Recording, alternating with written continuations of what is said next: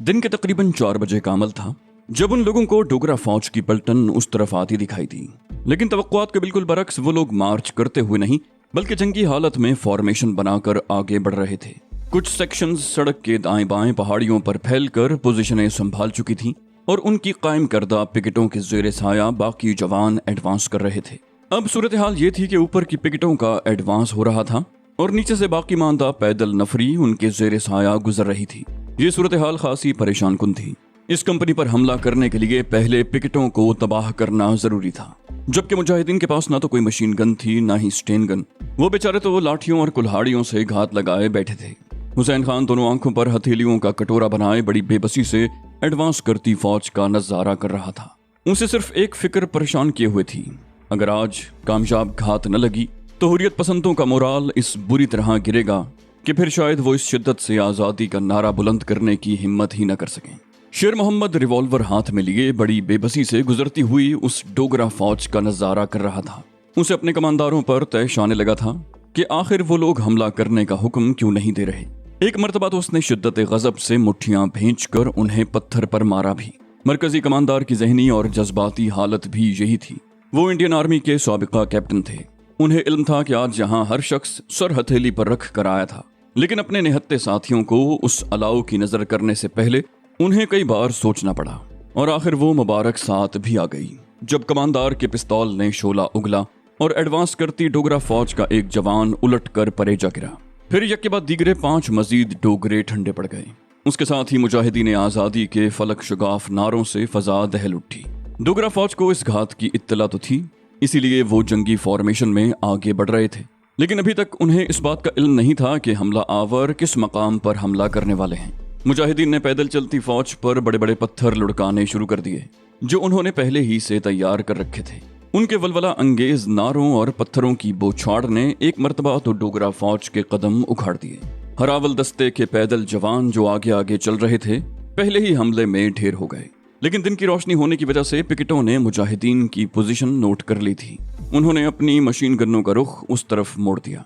मुजाहिदीन के हाथ फौरन रुक गए और वो इस नागहानी आफत के लिए पहले से तैयार करदा महफूज आड़ों में जा छुपे। उन्होंने पिछले 2 दिनों में बड़े बड़े पत्थरों को इस तरतीब से अपने गिरदा गिर्द फैला रखा था कि उन्हें एक तरह बंकरों की हैसियत हासिल हो गई थी। वो लोग उन बंकरों में सर दिए दुश्मन की फायरिंग से काफी हद तक महफूज तो हो गए, मगर बेबसी से दुश्मन की अंधाधुंध फायरिंग के धमाके सुनते रहे। हुसैन खान और शेर मोहम्मद एक दूसरे के ताकुब में रेंगते पहाड़ी की ढलान से करीबन चिपके हुए उस समत बढ़ रहे थे। दोनों के हाथों में एक एक रिवॉल्वर था जिनकी हैसियत उन दोनों मशीन गन्नों के सामने प्लास्टिक के खिलौनों से ज्यादा हरगिज न थी जिन पर वो कब्जा करने जा रहे थे। वो लोग सामने वाली पहाड़ी पर डोगरों की बनी हुई थोड़े थोड़े फासले पर वाक़े पिकेटों से आग उगलती मशीन गन्नों को खामोश करने का अज़्म लेकर निकले थे। एक दूसरे के ताकुब में रेंगते वो उस पहाड़ी के ऐन नीचे आ गए थे जहां ये पिकेटें कायम थीं। अब अगर वो यहां से वापस भी जाना चाहते तो मुमकिन नहीं था, क्योंकि अब तक उनका दुश्मन की नजरों से बचे रहना किसी मौजज़े से कम नहीं था। हुसैन खान को अगर फिक्र थी तो इस बात की कि शेर मोहम्मद की जिंदगी का ये पहला बाकायदा मार्का है। उसकी निशानेबाजी पर उसे मुकम्मल एतमाद था। लेकिन अपनी आधी जिंदगी फौजी बैरकों और लड़ाई के मैदानों की भेंट चढ़ा देने वाला हुसैन खान सोच रहा था कि उसने शेर मोहम्मद को अपने साथ आने की इजाजत देकर अच्छा नहीं किया। मुकाबले पर मुजरिमों का कोई मुंतशिर गिरोह नहीं बल्कि महाराजा कश्मीर की तरबियत याफ्ता फौज थी। हुसैन खान एक अजीब सी खलिश महसूस कर रहा था, लेकिन उसने ये फैसला बादल नखास्ता ही किया था। अगर वो उसे इजाजत न देता तो कुछ बैद नहीं था कि शेरू खुद ही उस तरफ रवाना हो जाता।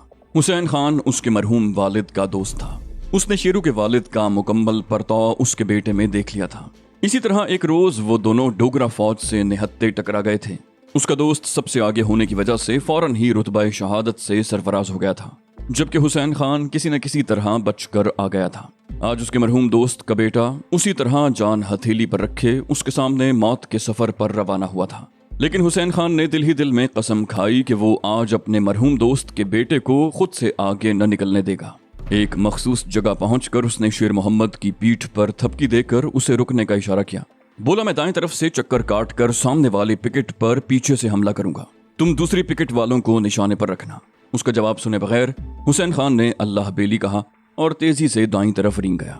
शेरू को इल्म था कि अगर वो यहीं रुका रहा तो हुसैन खान के बच निकलने का सवाल ही पैदा नहीं होता। अगर वो दाईं पिकेट वाले दोनों डोगरा सिपाहियों को निशाना बना भी लेता तो उसके संभलने या मशीन गन पर काबिज होने से पहले ही बाईं पिकेट पर मौजूद सिपाही उसे निशाना बना लेते। जैसे ही हुसैन खान सामने वाला मोड़ मुड़ा, शेरू कोहनियों के बल तेजी से बाईं तरफ घसीटने लगा। उसकी नजर बाईं पोस्ट पर थी और अंदाजे से वो वहां लगी मशीन गन से फायरिंग करते दोनों सिपाहियों की तरफ इस तरह बढ़ रहा था कि वो उनके ऐन पीछे पहुंचकर अचानक नमूदार होता। उसने ऐसी जगह निशाने के लिए मुंतखब कर ली थी जहां से वो अचानक उन दोनों को मार लेता। शेरू जानता था कि उसे हुसैन खान से पहले अपनी मुंतखब जगह पर पहुंच जाना चाहिए, वरना उसके मारे जाने का खतरा मौजूद रहेगा। उसकी कोहनियां छिल रही थीं और खराशों से खून निकलने लगा था, लेकिन वो पहाड़ी के दामन से चिपका अपनी इंतहाई रफ्तार से पिकेट की तरफ रेंग रहा था। मुजाहिदीन की नजरें उन दोनों पर जमी हुई थीं। उन्होंने डोगरों पर पत्थरों की तेज बारिश कर दी। उनकी मकदूर भर कोशिश थी कि दोनों का काम मुकम्मल होने से पहले वो दुश्मन की नजरों में आने से महफूज रहें। उनकी उम्मीदें उन दोनों ही से वाबस्ता थीं। शेर मोहम्मद की सांस फूली हुई थी, लेकिन वो अपने मकसद में बहरहाल कामयाब रहा। वो हुसैन खान से पहले अपनी मंजिल तक पहुंच चुका था और अभी वो बमुश्किल पिस्तौल सीधी करके दोनों डोगरा सिपाहियों को निशाने पर ले ही रहा था कि उसे यक्के बाद दीगरे 4 फायरों की आवाज आई। हुसैन खान ने दोनों डोगरों को पलटने की भी मोहलत नहीं दी थी। फायरिंग की आवाज के साथ ही दूसरी पिकेट वाले उस तरफ मुतवज्जे हुए, लेकिन उनके संभलने से पहले शेर मोहम्मद बेहतरीन निशानेबाजी का सबूत दे चुका था। दोनों पिकेटों के गिरदा गिर्द छुपे मुजाहिदीन नारे मारते हुए उस तरफ बढ़े। हुसैन खान ने तमाम एहतियातें बालाए ताक रखकर शेरू को सीने से चिमटा लिया। अगर वो नीचे रह जाता तो आज हुसैन खान की जिंदगी का आखिरी दिन होता। 2 मशीन गन्ने हाथ आने से मुजाहिदीन की काया ही पलट गई। डोगरों ने पीछे हट जाना ही बेहतर समझा और वो एक दूसरे को कवरिंग फायर देते हुए पसपा होने लगे। हुर्रियत पसंदों के लिए उन पर झपट पड़ने का मरहला अभी बहुत दूर था। उनके पास असलहे की कमी खुलकर हमला करने में हायल थी। मशीन गन की पिकेटों से जो फायर आ रहा था उससे कुछ फौजी तो मारे गए, लेकिन बाकी होशियार होकर फायरिंग करते पहाड़ियों की ओट में पसपा होने लगे। रात ढलने तक मार्का अपने अंजाम को पहुंच चुका था। मुजाहिदीन अपने जख्मी साथियों, लाशों और दुश्मन से छीने हुए असलहे समेत पहाड़ियों में गायब हो चुके थे। शेरू और शरफू पूंछ की तरफ वापस लौट रहे थे। इस मर्तबा भी उनके पास वही हथियार थे। शेरू के पास पिस्तौल और अशरफ खान के पास सिर्फ कुल्हाड़ी। पूंछ में मुजाहिदीन के हमदर्दों की गिरफ्तारियां शुरू हो चुकी थीं। महाराजा के तनख्वाहदार टाउट, जिनमें हिंदुओं और सिखों से ज्यादा तादाद बदकिस्मती से उन गद्दार मुसलमानों की थी जो महज चंद टकों और नापायदार ओहदों के हुसूल के लिए अपनी बेगैरती के हाथों फरोख्त हो चुके थे। अगरचे उन्होंने अपनी रवानगी को खुफिया रखा था, लेकिन कुछ बैद न था कि मुखबरों ने ये खबर पुलिस या फौज को पहुंचा दी हो।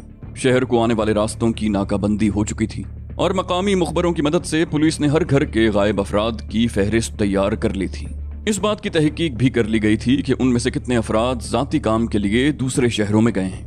दोनों दोस्त छुपते छुपाते किसी न किसी तरह अब उस सड़क के नजदीक पहुंच गए थे जो घूमकर पूंछ में दाखिल होती थी। शाम का मलगजा अंधेरा पहाड़ियों को अपने दामन में समेट रहा था जब अचानक आगे चलता हुआ शरफू ठिठक कर रुक गया। उसने हाथ के इशारे से शेरू को रुकने के लिए कहा, लेकिन अपने फितरी तजस्सुस के हाथों मजबूर शेरू बजाय रुकने के उसके नजदीक पहुंच चुका था। क्या है? उसने शरफू के कंधे पर से आगे की समत झुककर कुछ देखना चाहा। अशरफ खान ने होंठों पर उंगली रखकर उसे खामोश रहने का इशारा किया और उसका हाथ पकड़कर पीछे ले आया। शेरू ने दबी दबी जबान में उससे हाथ छुड़वाते हुए कहा, क्या बात है? शरफू ने तेज सरगोशी की। आगे फौजी हैं, मैंने उन्हें सामने दरख्तों की ओट में पोजीशन लेते हुए देखा है। शेरू ने उसका मजे का उड़ाया, बोला, फौजी की औलाद हो ना, तुम्हें तो बेचारे गडरिये भी फौजी नजर आते हैं। उसने शरफू को वहीं दुबके रहने को कहा और खुद बंदर किसी फुर्ती से दरख्त पर चढ़कर सामने का नजारा करना चाहा, लेकिन अभी बमुश्किल वो तने पर जरा नुमाया ही हुआ था कि गोली उसके सर के बालों को छूकर दरख्त के अंदर घुस गई। उसके हाथों से तना छूट गया और वो जमीन पर गिर पड़ा। चंद मिनट के लिए तो वो बौखला कर ही रह गया। उसे होश उस वक्त आया जब पहाड़ियां हथियार फेंक दो, सामने आ जाओ की ललकार से गूंजने लगी। एक लम्हे के लिए शेरू के सामने माँ की परछाइयां लहराईं जो जाने कितने अरमान दिल में बसाए किवाड़ों से लगी खड़ी थी। फिर उसकी नजर अपने जवान दोस्त शरफू पर पड़ी। चंद लम्हे के लिए उसने कुछ सोचा, फिर एक फैसले पर पहुंचकर मुतमईन हो रहा। उसने बड़े मजबूत लहजे में अपने जिगरी यार को मुखातिब किया, तुम वापस दोथान की तरफ लौट जाओ, वहां तुम्हें पनाह मिल जाएगी। हालात नॉर्मल होते ही लौट आना, मैं इन्हें रोकता हूँ। इतना कहकर उसने चाहा कि आगे बढ़ जाए, लेकिन शरफू ने उसका बाजू थाम लिया। उसने करीबन शेरू को अपनी तरफ घसीटते हुए कहा, नहीं शेरू, मैं तुम्हें अकेला नहीं छोड़ूंगा। शेर मोहम्मद ने झटका देकर उसे खुद से अलग किया। बोला, ताकतवर होना मुझसे, इसलिए अपना हुक्म मुझ पर ठूस रहे हो। मैट्रिक के तालिब इल्म ने चाहा कि जज्बाती फजा पैदा करके शेरू को इस इरादे से बाज रखे। शेरू ने एक लम्हे को रुककर उसकी तरफ देखा। उसके अकब में गोली चलने की आवाज ने दोनों को चौंका दिया। उसने आगे बढ़कर अपने दोस्त के माथे का बोसा लिया। अल्लाह बेली कहकर उसकी तरफ देखे बगैर आगे बढ़ गया। अशरफ खान उसके पीछे शेरू शेरू ही चिल्लाता रह गया और उसका जिगरी यार, उसका बड़ा भाई, उसे एक लंबे अरसे के लिए अकेला छोड़कर चला गया और वो बेबसी से हाथ मलता रह गया। उसे एक साथ कई राइफलें फायर होने की आवाज सुनाई दी। फिर यक के बाद दीगरे उसने 4-5 फायर पिस्तौल के भी सुने। बादल नखास्ता वो अपने दोस्त से अलग होकर पलटने लगा। शेरू जानता था कि अगर वो यहीं रुका रहा तो उसका दोस्त कभी अकेला वापस नहीं जाएगा। उसने टेकरियों की आड़ में कुछ डोगरा फौजियों को उस समत एडवांस करते देख लिया था। उन लोगों के पास राइफलें थीं और तादाद में वो 40-50 से कम नहीं थे। वो समझ गया कि मुकाबला फजूल है। जल्द या बदेर वो लोग उसे घेर कर पकड़ लेंगे या मार डालेंगे। वो इस पिस्तौल से उन लोगों का कुछ बिगाड़ने से तो रहा, क्योंकि वो होशियार, मुनज्जम और आड़ में थे। लेकिन एक काम वो जरूर कर सकता था, किसी न किसी तरह उन लोगों को घंटा आध घंटा उलझाए रखे। इस तरह उसके दोस्त को बाहिफाजत निकल जाने का मौका मयस्सर आ जाता। उसे इल्म था कि यहाँ से सिर्फ 4-5 मील दूर हुर्रियत पसंद जंगल में छुपे हुए हैं और अगर किसी तरह उसका दोस्त वहां तक पहुंच जाए तो वो महफूज हो सकता था। इसी ख्याल के पेश नजर उसने अंदाजे से सामने की समत 4 फायर वक्फे से कर दिए। इसका फायदा शरफू को फौरन पहुंचा। डोगरों के तो वहम गुमान में भी ये बात न थी कि ये लोग मुसल्लह होंगे। उनकी इत्तलात के मुताबिक तो पूरे पूंछ शहर में एक भी मुजाहिद के पास राइफल या पिस्तौल नहीं था। जब सामने से गोलियां आईं तो वो रुकने पर मजबूर हो गए। उन्हें एहसास था कि पहाड़ियों का फायदा दोनों फरीकों को यकसा हासिल है। शेरू के आड़ में होने की वजह से जब तक वो उसे घेर कर गिरफ्तार करते वो उनके 2-3 साथियों को चाट जाता। मेजर राम सिंह ने बड़ी सख्ती से उन्हें हिदायत की थी कि वो तखरीबकारों को जिंदा गिरफ्तार करके उसके सामने पेश करें। मेजर राम सिंह को महाराजा ने खास तौर से उस इलाके में ताज़ा दम फौज और बेशुमार असलहे के साथ सुधनों की सरकूबी को भेजा था। मकामी गद्दारों का एक टोला घर के भेदियों की शक्ल में पहले ही यहाँ मौजूद था, जो सरकारी हुक्काम को खबरें पहुंचा रहा था। उन लोगों की वजह से उनका काम खासा आसान हो गया था, वरना हुर्रियत पसंदों का मकामी निज़ाम जासूसी इतना भरपूर और मुकम्मल था कि उनमें से किसी को गिरफ्तार करना महाराजा के तनख्वाहदार सिपाहियों के लिए किसी भी तरह मुमकिन नहीं था। शेर मोहम्मद के पास बमुश्किल 30 राउंड बाकी बचे थे, जो उसने पोजीशन बदल बदल कर इस तरह फायर किए कि दुश्मन तादाद के धोखे का शिकार हो जाए। वो कभी बाकायदा फौजी तो नहीं रहा था, लेकिन हवलदार की महज चंद माह की जान तोड़ मेहनत ने उसमें एक गोरीले की सी चुस्ती, चालाकी और दलेरी पैदा कर दी थी। उसका निशाना बचपन से ही बड़ा सुच्चा था। अपने दोस्तों के साथ शर्त लगाकर वो उनके बताए हुए सेब पर अपनी गुलेल से निशाना लगाया करता था। दरख्तों पर बंदरों की तरह चढ़ना उतरना, पहाड़ियों की चढ़ाइयाँ उतराइयाँ और नदी नालों को तैर कर उबूर करना उसके पसंदीदा मशागिल थे। शायद इसलिए वो कभी बंद कर न बैठ सका और 8 जमातें भी माँ की जिद के पेश नजर ही पड़ी थी। आज अपनी जारी को बचाने के लिए वो अपने सारे ही जौहर आजमाने पर तुला हुआ था। 5 घंटे तक उसने फौज के उस ग्रुप को चक्कर दिए रखा। बिलाखिर एक एक करके उसके राउंड भी खत्म हो गए।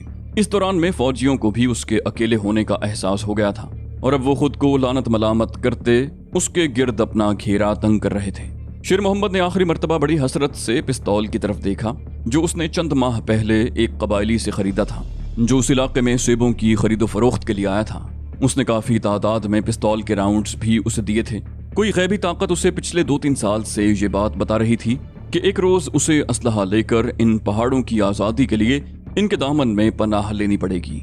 और आज वो बड़ी हसरत से अपने खाली पिस्तौल की तरफ देख रहा था। वो जीते जी अपना असलहा दुश्मन के हवाले करने पर तैयार नहीं था। उसने बड़े दुखी दिल से पिस्तौल को चूमा और अपने दाईं समत ढलान से नीचे फेंक दिया। सैकड़ों फुट गहराई पर बहने वाली नदी के पुरशोर और तेज रफ्तार पानी में उसके गिरने का नजारा करने की ताब भी उसमें न थी। उसने अपना मुंह दूसरी तरफ फेर लिया और तन बतकदीर होकर बैठ रहा।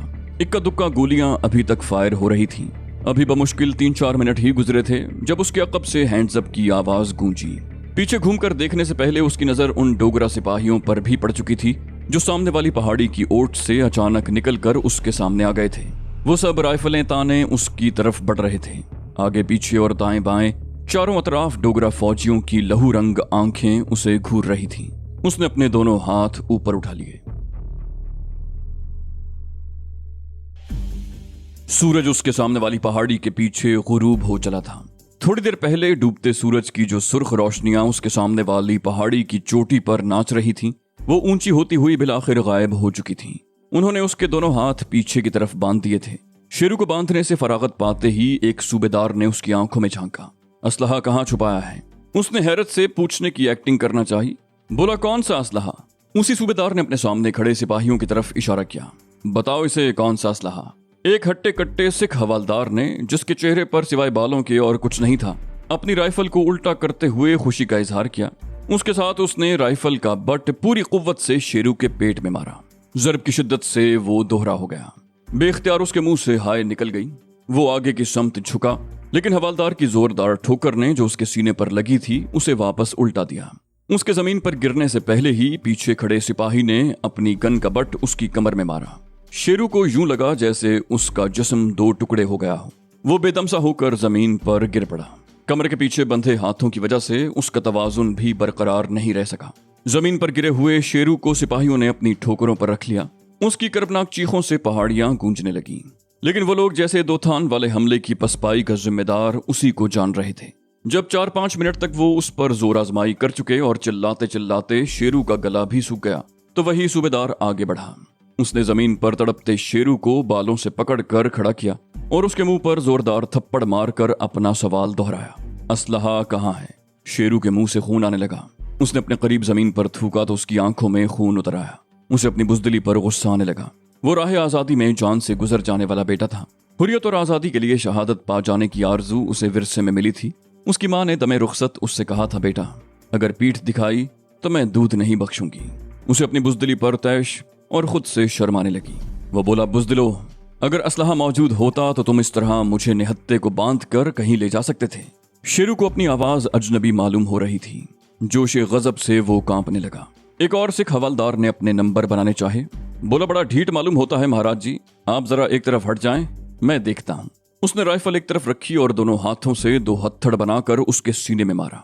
लेकिन ये देखकर तो उसका खून खौल उठा कि शेर मोहम्मद अपनी जगह मजबूती से कदम जमाए उसे खा जाने वाली नजरों से घूर रहा था। शेरू के गिरदा गिर्द खड़े सिपाहियों की बेसाख्ता हंसी निकल गई, जिसने सिख हवालदार का पारा आसमान पर चढ़ा दिया और उसने गुस्से से खौलते हुए शेरू की पसलियों में मुक्के मारने शुरू कर दिए।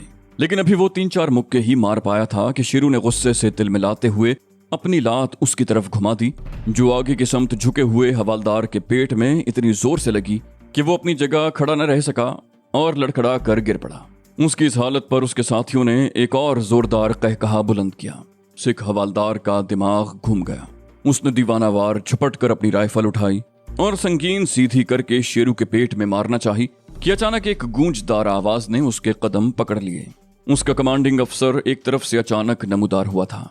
वो उन सबको खा जाने वाली नजरों से देख रहा था। उसने अपने जवानों को होंठ चबाते हुए हुक्म दिया, इसे चौकी ले चलो, और जिस तरफ से आया था उसी तरफ लौट गया। शेरू को होश आया तो वो थाने के हवालात में बंद था।